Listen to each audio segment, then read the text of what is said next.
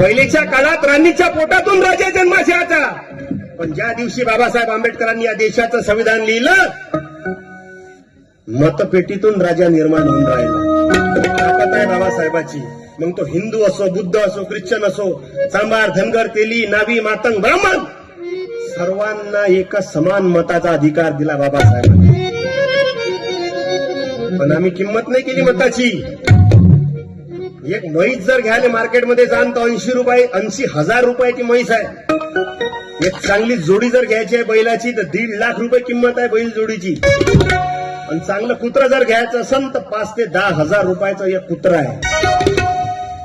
आणि काही मुर्दाळ लोक आपलं मत विकते 500 रुपयात.